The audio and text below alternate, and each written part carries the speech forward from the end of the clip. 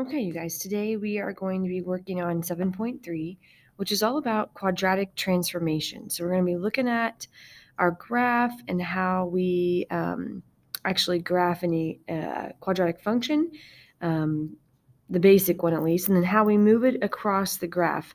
If you remember, we've done this with linear and we did it with exponential, where we had shifting up or down, left or right. We're going to have all those same functions today, or transformations, and then we're going to have a couple new ones too that are called shrink and stretch. So for this first one, if you are able to, you should go to desmos.com, and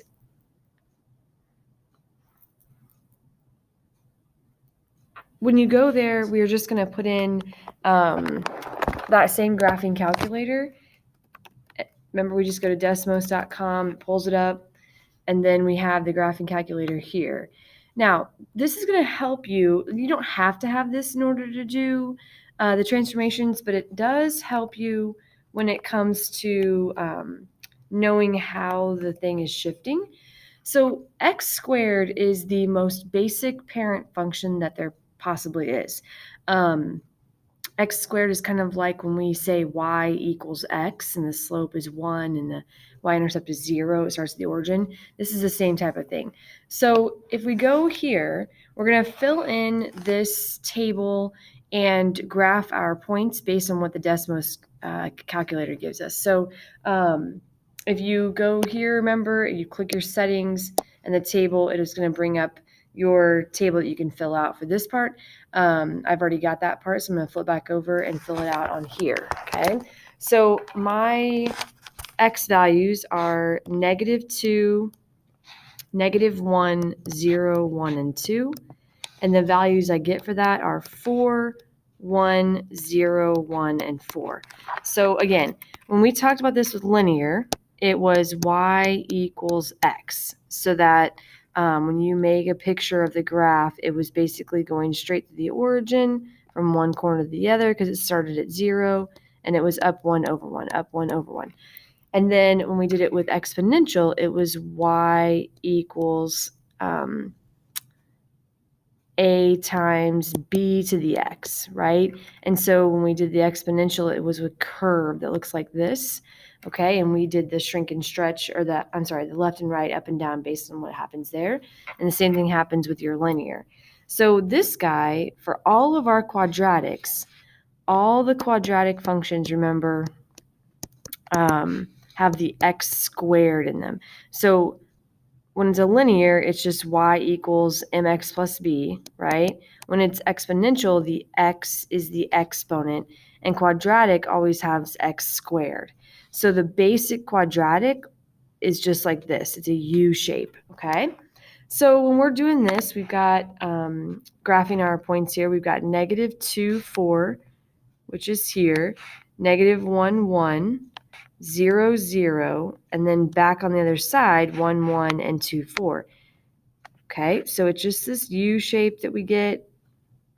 All right, and you can kind of see that this guy right here, the y-axis in this case, is kind of like a line of symmetry. Well, it is a line of symmetry because every point is exactly halfway on the other side, so it matches up. So there's 2 here, 2 here, 1 here, 1 here. So the line of symmetry cuts that in half and makes it so that we can see where half of the graph is on the other side. So I just want to put those in there for you so you can see that. Okay.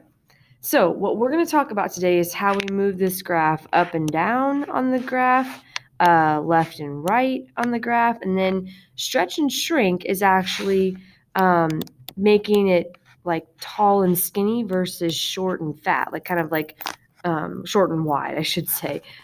So stretch means it goes from this shape to this shape. You stretch it out from the top to the bottom. And shrink means that we're actually going to be like this to this. Like we just stretch it out and smush it down and shrink it, okay? So all of these things happen with different things on the equation that make it go in. So you can, like I said, you can take these and type them all in Desmos, or you can just kind of pay attention to what happens on here as we go, okay? So I started each one of these with the basic parent function. So if you see, everyone starts with x squared up here. So we have y equals x squared just as the basic quadratic, okay?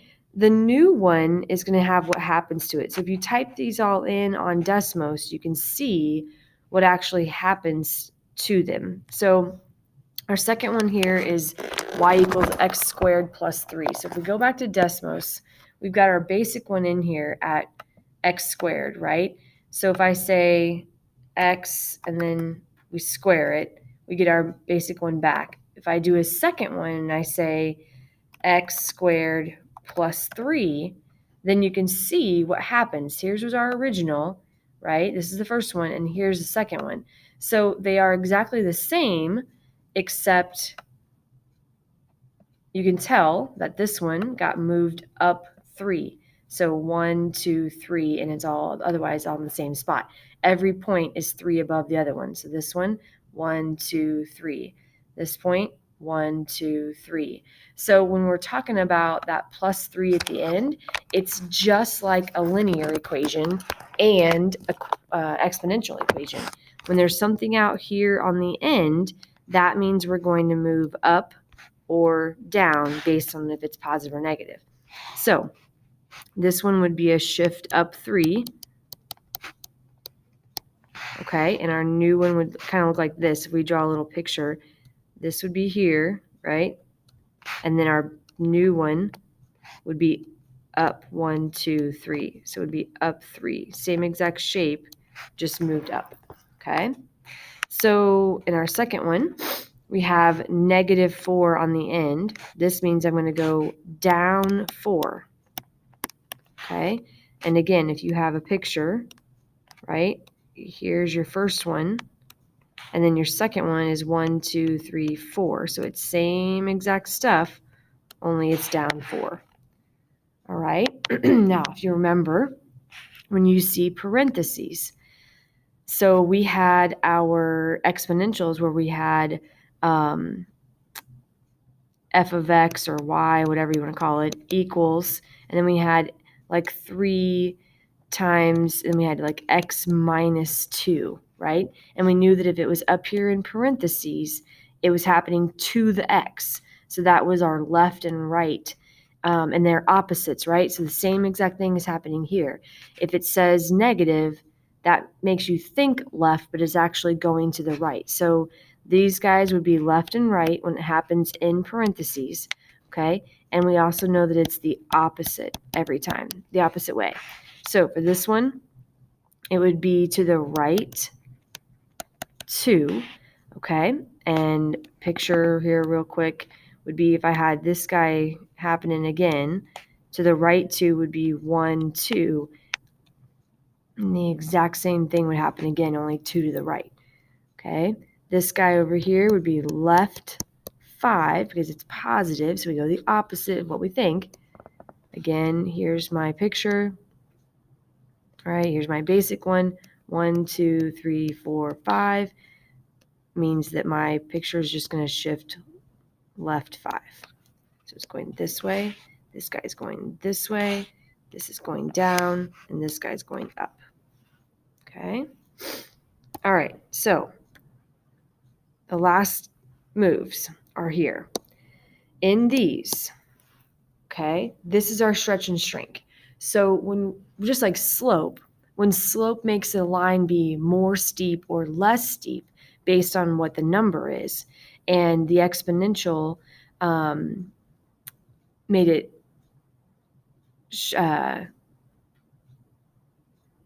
when we said it was a factor of whatever, we have a stretch and shrink here. So the slope is kind of like what that is. So this number out in front, okay, makes our graph either stretch or shrink. It makes it either a wider U or a skinnier U. So when it's a number that is more than 1, it's going to be a stretch. Okay, if it's less than 1, it's going to be a shrink. okay? So more than 1 makes it go really tall and skinny. Less than 1 means it is, wrong way. Less than 1 means it goes really wide and short, okay? We're shrinking it down or stretching it up. All right, so this guy would obviously be a stretch by 3, okay? And when we're talking about this, we would have a picture here. This would be our normal one, right? And then a stretch might be something that looks like this. Okay, so it got thinner inside of there. This one in the middle would be a shrink by a 1/4 or by a factor of 1/4. So a shrink would mean, again, if I had a picture, this guy would be my normal, and then this might be what happens when I shrink it. Okay. Then we have 1 left. So this right here is our negative, right? And just like when it's linear, if we have a normal linear that's going up as positive, right? When we change it to a negative, it flips and goes the opposite direction. The same thing is happening here. This is actually called a reflection. Okay? A reflection is when it goes the opposite way, like when you see the opposite of yourself in the mirror. It's a reflection, right? So the negative out in front, okay, before we start, is called the reflection. So this will be a reflection. Here's what it looks like. Our normal is here, right? A reflection is going to be here. It flips it upside down. So it's across the x-axis. Okay, across the x-axis. All right, so we're just going to practice a few of these down here. Again, if you ever are like curious and you don't remember which one it is, you can always type it in Desmos and it will tell you what happens to it. Okay, so we're just going to go through these real quick. This guy here would be in parentheses, so parentheses mean left and right. It's the opposite of what you see, so plus makes us think right, so this would be left 5. Okay, this one is not in parentheses, so it's up or down. Negative means down, so down 8. Okay, this one, it starts with a negative, so that's our reflection. Okay, it's going to go the opposite direction, and then -6 in parentheses is left and right. So left or right here, this one would be up or down, this one would be left or right. Okay, so this guy makes us think left, but it's actually the opposite, so this would be right 6. Okay, same thing here. This is a negative, so that's our reflection. When it starts with a negative, this number out in front of x squared means it's stretching up because it's bigger than 1. So we have a stretch of 3. Okay, and then this guy on the end means I went up 7. All right, they're kind of growing. Here we go. Here's my negative again. Negative means reflection. Okay, number out in front of x. That's smaller than 1, so this is a shrink by 0.2. Number in parentheses means left or right. So positive makes us think right, but it's left. Oops, 1, not 2. Sorry. And then number on the end is up or down, so this one would be down 3. Okay? So it has the possibility to have 4 different transformations at the same time. Okay? So same thing happens here. 5 out in front means a number bigger than 1 is a stretch by 5. Number inside parentheses is the opposite, so negative makes us think left, but it is right, 8. And then plus 2 at the end means up 2. Okay? Backside. This is exactly like what we did with our exponentials as well. So we're going from one to the next. Now, these are not written backwards. So this would be your first equation here, and the second one is actually the one that's listed second. So it's given this equation into the new equation over here. So it tells you it's the new one. So we're going from here to here, okay? So if I'm starting at positive 15, this is out here, which means it's either up or down, right? This one is the same way, up or down here. So if I'm going to start on a graph and I'm up here at 15, okay, and I want to go to 8, that's here, right? So I had to go down to get there. 15 minus 8 would mean I'd have to go down 7. Okay. Now, the next one says, write the equation for a graph that's been reflected, shifted right 4, and up 6 for the given equation. So in this one, we're starting here. So let's think about this, left and right. Okay.